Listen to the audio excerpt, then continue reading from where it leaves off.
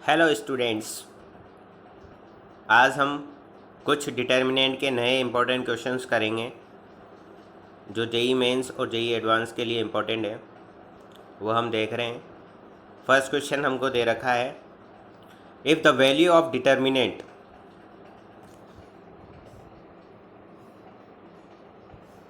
इस डिटर्मिनेंट के लिए is positive then A B C greater than 1, A B C greater than -8, A B C less than -8, A B C greater than -2।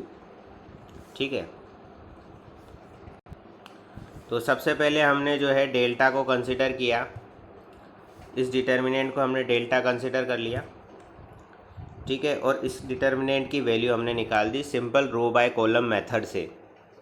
तो हमारे पास क्या मिली, A B C +2 minus A minus B minus C, जो कि आपको मिलेगा greater than 0, यानी कि ये क्या है, पॉजिटिव, जैसा कि क्वेश्चन में आपको दिया गया है। ठीक है, तो ये -a माइनस बी माइनस सी को हमने इधर ट्रांसफ़र किया, तो ये क्या हो गया, A B C +2 greater than a + b + c। इसको हमने इक्वेशन 1 कंसिडर कर लिया। ठीक है, अब हम जानते हैं कि अर्थमेटिक मीन जो होता है ग्रेटर देन होता है ज्योमेट्रिक मीन से, ऐसा रिलेशन हमको पता है। तो यहाँ पर हमारे पास अगर ए बी सी 3 नंबर आपको दे रखे हैं, तो क्या रिलेशन निकल जाएगा ए एम के लिए, a + b + c/3, और जी एम क्या हो जाएगा आपका, ABC⁴ ये फॉर्मूला होता है डायरेक्ट। ठीक है ना, तो हमने यूज़ में ले लिया ए एम और जी एम के लिए। ठीक है ना, अगर 3 नंबर ए बी सी आपको दे रखे हैं तो, और ये हमको पता होना चाहिए कि ए एम जी एम से हमेशा बड़ा होता है। ठीक है, तो अब यहाँ पर इस 3 को इधर ट्रांसफ़र करा हमने, तो ये इक्वेशन मिल गई हमको। ठीक है, अब इक्वेशन 1 और इक्वेशन 2 से हमको ये इक्वेशन मिल जाएगी। ठीक है, दोनों से हमको ये इक्वेशन मिल गई। भाई दोनों में क्या आ रहा था, a + b + c आ रहा था ना, तो दोनों को a + b + c की वैल्यू इक्वेशन 2 से 1 में रख दो। ठीक है, उस तरीके से, तो ये वैल्यू हमको यहाँ पर मिल गई। ठीक है, अब हमने क्या कंसिडर कर लिया, ABC⁴ को हमने x कंसिडर कर लिया यहाँ पर। ठीक है, तो यहाँ से मुझे क्या पता लग जाएगा कि x³ जो है, अगर दोनों तरफ मैं क्यूब करता हूँ तो वो क्या मिल जाएगा मुझे, ABC के इक्वल मिल जाएगा। ठीक है, अब यहाँ पर क्या आ गया मेरे पास, ABC की जगह जैसे यहाँ मैंने क्या लिख दिया, x³ जो होता है ABC के इक्वल हो गया। तो यहाँ पर क्या आ गया मेरे पास, इस इक्वेशन की जगह x³ + 2 ग्रेटर देन 3x ये मेरे को मिल गया। ठीक है, अब इसके बाद जो है यहाँ पर ये आपकी एक क्यूबिक इक्वेशन बन रही है। तो x³ - 3x + 2 ग्रेटर देन 0। ठीक है, ये इक्वेशन हमको मिल गई। अब इसका अगर मैं फैक्टर करता हूँ तो हमको क्या मिलेगा, अब इसका फैक्टर हम करके देखते हैं। तो इसका फैक्टर जब हम करेंगे तो यहाँ पर हमको पता चल रहा है कि अगर x = 1 में इसमें पुट कर देता हूँ, ये इक्वेशन हमको दे रखी है कि x³ - 3x + 2 ग्रेटर देन 0। ठीक है, तो अब इसका अगर x = 1 जो है एक फैक्टर है। ठीक है, तो हम x माइनस मतलब x = 1 इसका एक रूट है, तो x - 1 इसका एक फैक्टर होगा। ठीक है, तो इसको हम इस तरीके से सॉल्व करेंगे। ये तो हो गया x² इंटू एक्स करोगे तो x³ हमको मिल ही जाएगा। x² -1 करोगे तो यहाँ से -x² मिल गया। तो यहाँ पे मैं क्या लिखूँगा, प्लस का x लिखूँगा। तो यहाँ से प्लस का x² मिल जाएगा जब इसको अंदर मल्टीप्लाई हम करेंगे तो। ठीक है, तो इस इधर का -x² इस x² से कैंसिल आउट हो जाएगा, और यहाँ पर हमको मिलेगा माइनस का x। फिर इसके आगे हम -2 लगा देंगे तो -2x यहाँ से मिल गया, यहाँ से -x मिला था तो ये 3x हो गया। दो टर्म ये हो गई, इसको अंदर मल्टीप्लाई करेंगे तो +2 मिल जाएगा।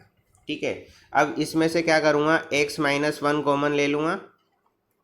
फिर मेरे पास इक्वेशन क्या बचेगी, एक्स स्क्वायर प्लस एक्स और माइनस का 2, ठीक है ना।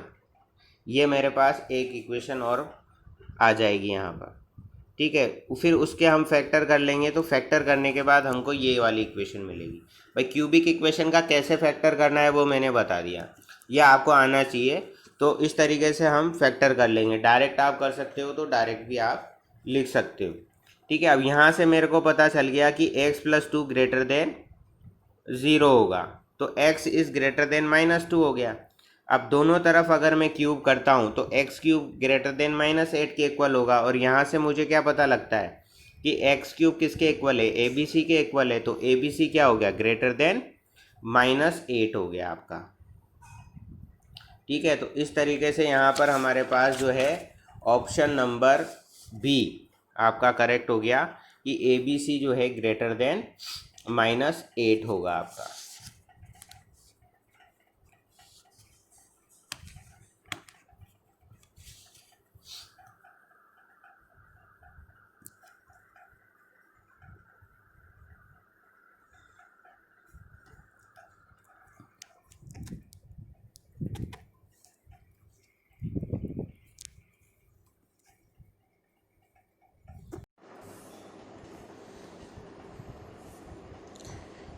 यहाँ पर हमको दे रखा है given that Q² minus PR less than 0, comma P greater than 0, the value of given determinant is 0, positive, negative and Q² plus PR, ठीक है। 4 ऑप्शन हमको दे रखे हैं।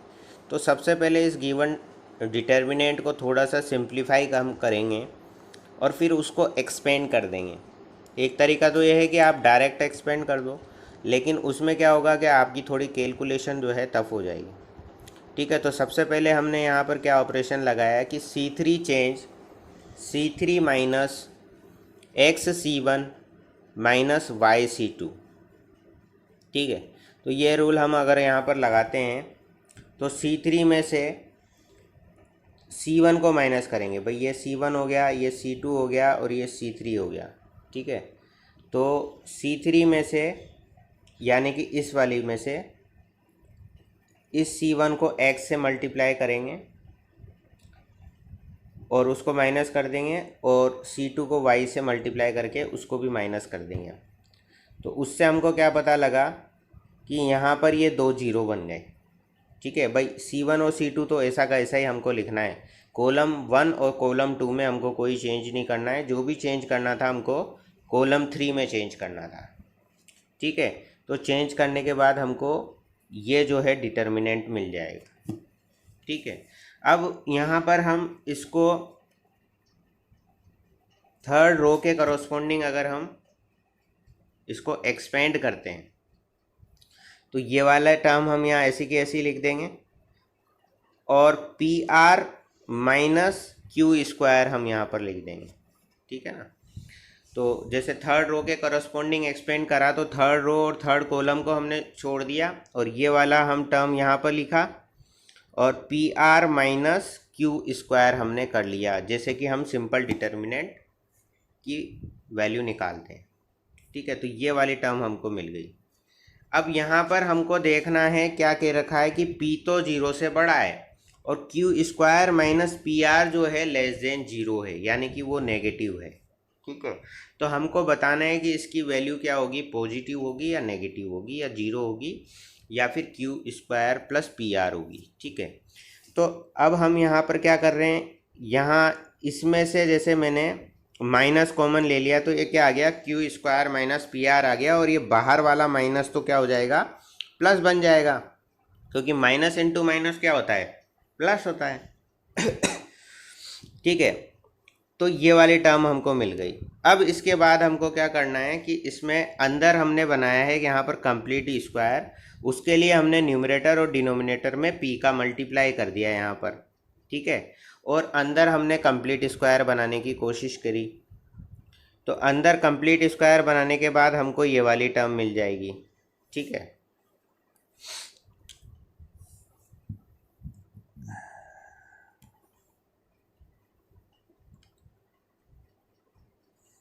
अब यहाँ से हमको ये पता लग रहा है कि ये आगे वाली टर्म जो है वो तो क्या आ रही है आपकी, जैसे ये वाली टर्म स्क्वायर वाली है ये पॉजिटिव आएगी, वाई स्क्वायर पॉजिटिव ही आएगा, और ये वाली टर्म क्या है, ये भी आपकी पॉजिटिव टर्म ही है, क्योंकि यहाँ पर क्या दे रखा है, Q square minus P R less than zero दे रखा है। ठीक है, तो जब मैं इसमें माइनस का मल्टीप्लाई करूँगा तो P R minus Q square वो मेरे को पता लग गया कि ये तो पॉजिटिव टर्म है। अब ये वाली पूरी टर्म तो आपकी पॉजिटिव हो गई, लेकिन ये वाली टर्म हमको क्वेश्चन में दे रखा है कि ये लेस देन जीरो है, तो ये ओवरऑल टर्म क्या हो जाएगी आपकी, नेगेटिव हो जाएगी, यानी कि लेस देन जीरो हो जाएगी। तो इससे मुझे क्या पता लग जाएगा, ऑप्शन सी ही जो है आपका क्या होगा, करेक्ट आंसर होगा। ठीक है, क्योंकि पॉजिटिव को नेगेटिव क्वांटिटी से आप मल्टीप्लाई जब करते हैं तो आपको क्या मिलता है, नेगेटिव ही मिलेगा। ठीक है, तो आंसर क्या आ गया आपका, नेगेटिव आ गया। नेक्स्ट क्वेश्चन आपको दे रखा है कि दो डिटर्मिनेंट आपको दे रखे हैं और रिलेशन पूछा है कि दोनों डिटर्मिनेंट का सम आप कर रहे हो तो वो जीरो के इक्वल मिल रहा है, या delta one plus two delta two zero के इक्वल मिल रहा है, या डेल्टा वन डेल्टा टू के बराबर है, या डेल्टा वन जो है ट्वाइस ऑफ डेल्टा टू है, ये हमको चेक करना है। तो सबसे पहले जो हमको डिटर्मिनेंट दिया हुआ है उसको हमने एक्सपेंड करके ये वैल्यू निकाल ली। ठीक है, जब हम इसको एक्सपेंड करेंगे तो इसकी आपको डायरेक्ट वैल्यू याद भी रखनी है, क्योंकि ये direct formula as a formula भी हम यूज़ में ले लेते हैं। बाकी आप इन दो को ज़ीरो बनाएं, ठीक है, जो आपके रूल्स होते हैं उनके अकॉर्डिंग, और उसको फिर एक्सपेंड कर देंगे तो a minus B, B minus C, C minus A हमको मिल जाएगा। ठीक है, उसके बाद हम यहाँ पर सेकंड डिटर्मिनेंट पर आए, तो इसमें हमने क्या करा कि ए बी सी से मल्टीप्लाई और डिवाइड कर दिया। तो डिवाइड करेंगे तो ए बी सी तो बाहर आ जाएगा, और मल्टीप्लाई करा हमने कॉलम वन में, तो यहाँ ए आ गया, यहाँ बी आ गया, और यहाँ सी आ गया। मतलब रो में ए का मल्टीप्लाई करा, फर्स्ट रो में ए का मल्टीप्लाई करा, सेकेंड रो में बी का मल्टीप्लाई करा, और थर्ड रो में हमने सी का मल्टीप्लाई करा। ठीक है ना, तो हमने यहाँ रो में मल्टीप्लाई किया है।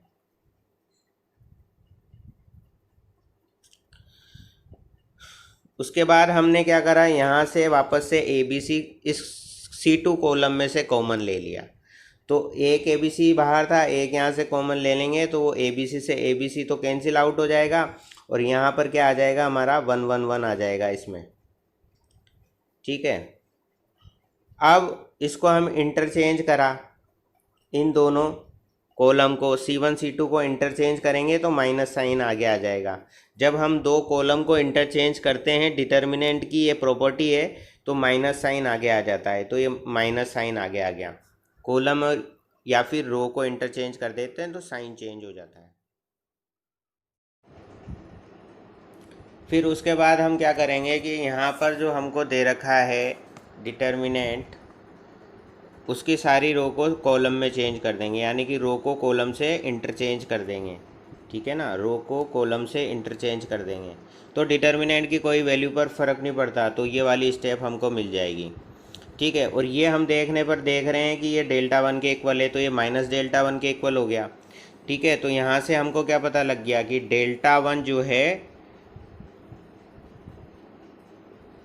Delta one plus delta two जो है वो जीरो के इक्वल मिल गया, यानी कि आपका जो है ऑप्शन नंबर ए जो है वो करेक्ट है। ठीक है,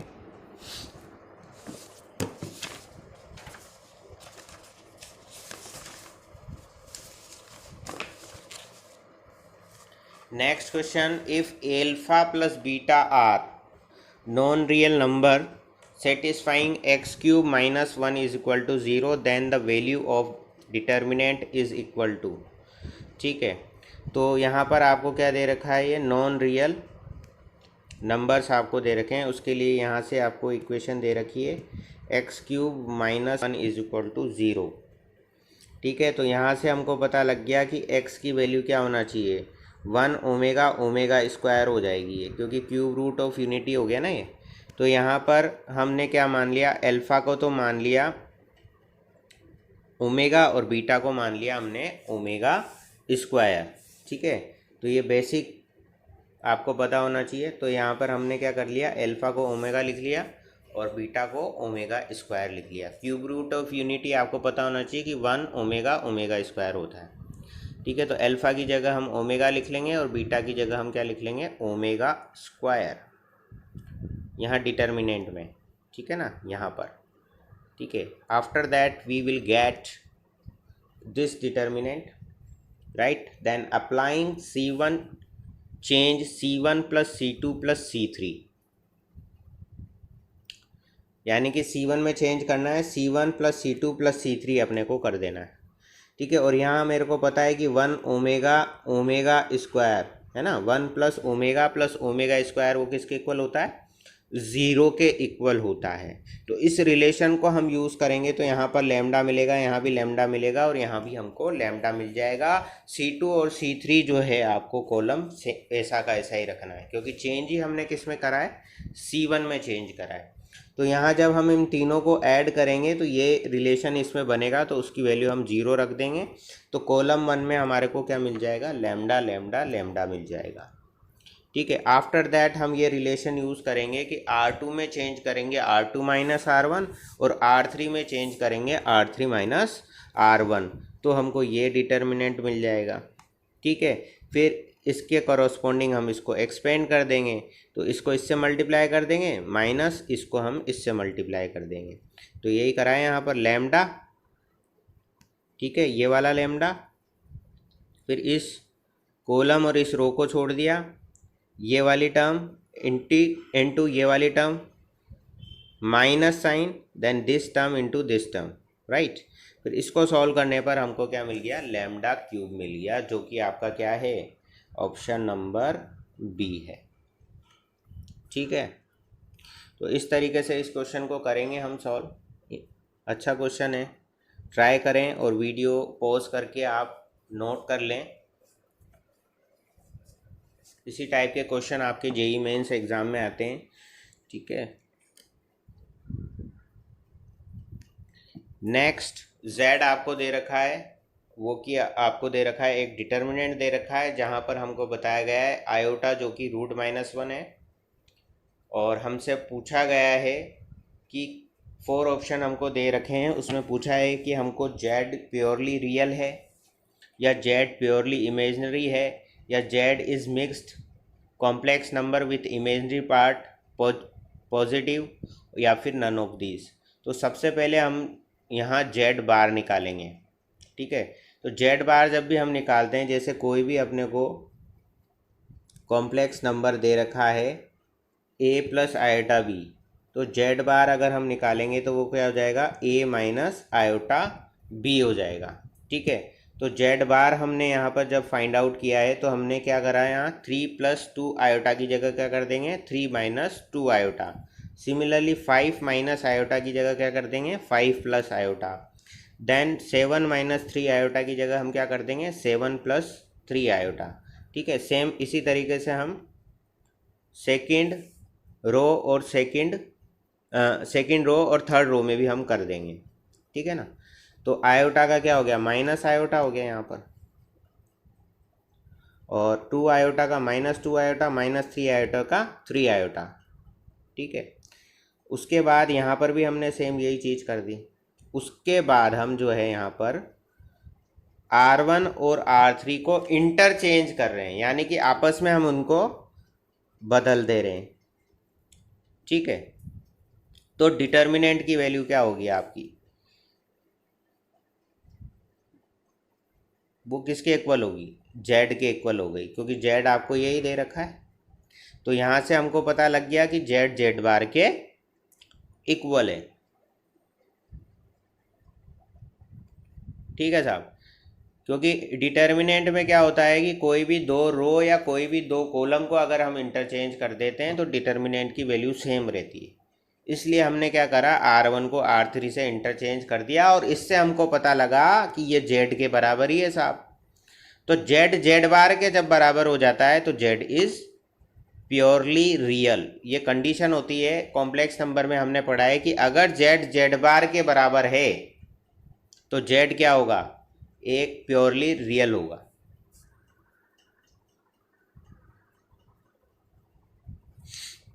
नेक्स्ट क्वेश्चन हमको दे रखा है डेल्टा एक्स, डिटर्मिनेंट दिया रखा है, दे रखा है, और हमको पूछा है कि delta x is divisible by x, delta x is equal to 0, delta dash x is equal to 0 and none of these.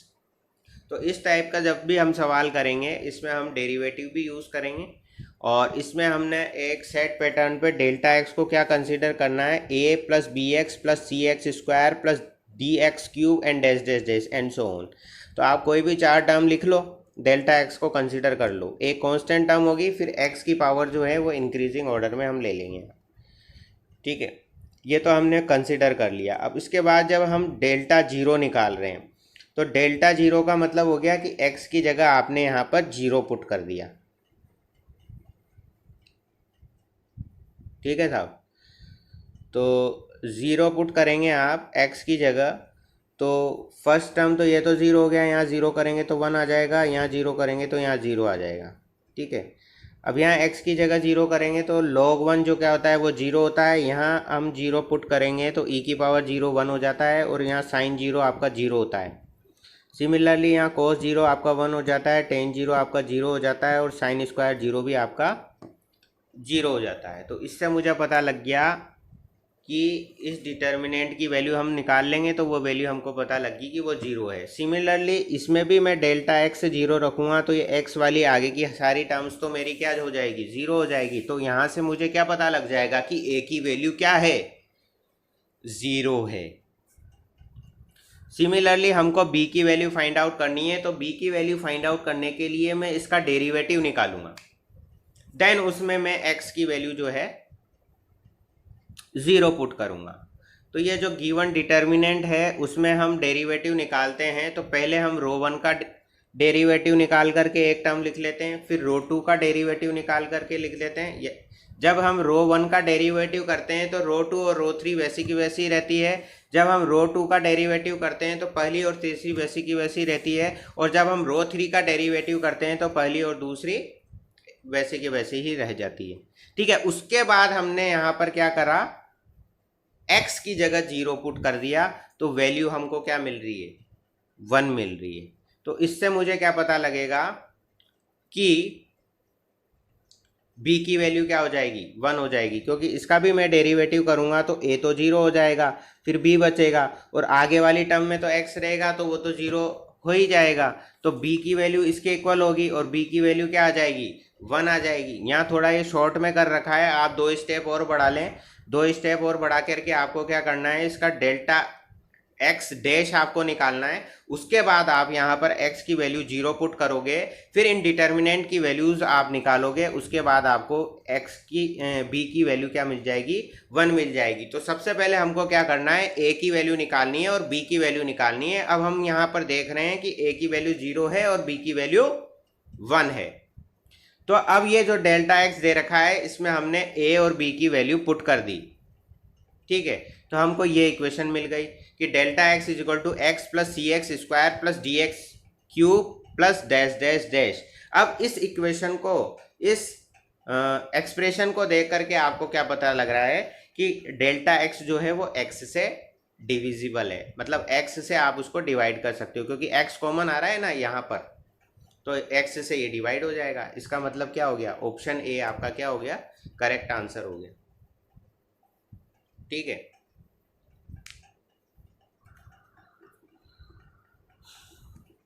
Next question.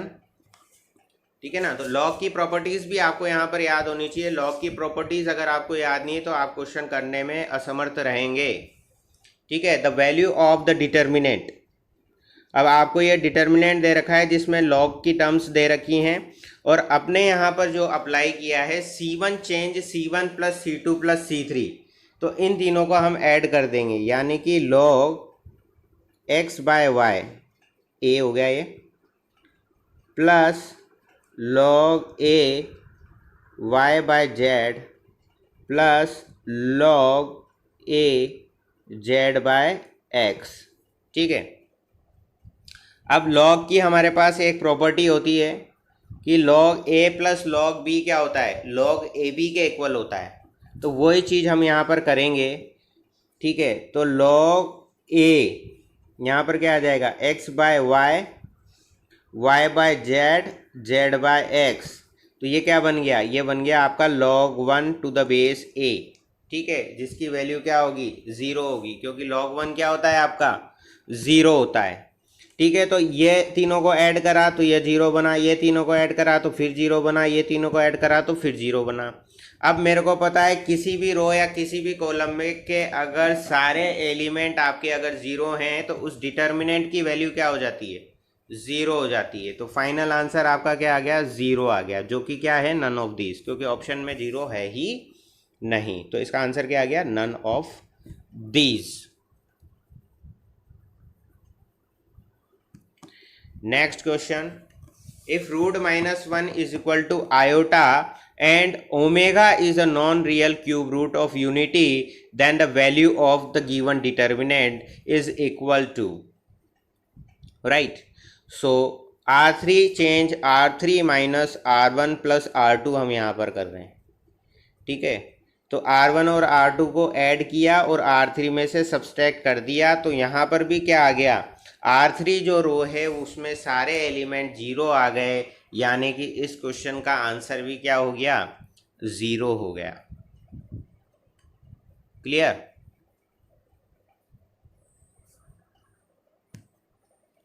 Next question, if the determinant is expanded in the power of sin x, then the constant term in the expansion is 1, 2, -1 and -2। तो delta हमको दे रखा है, एक determinant हमको दे रखा है। तो सबसे पहले हम क्या करेंगे, the constant term putting x is equal to 0। तो हम इसमें क्या कर देंगे, इसको सिंप्लीफाई करने के लिए हमने x की वैल्यू क्या रख दी, यहाँ पर 0 रख दी, और cos 0 और sin 0 की वैल्यू आपको पता है, वो हम यहाँ पर रख देंगे, ठीक है।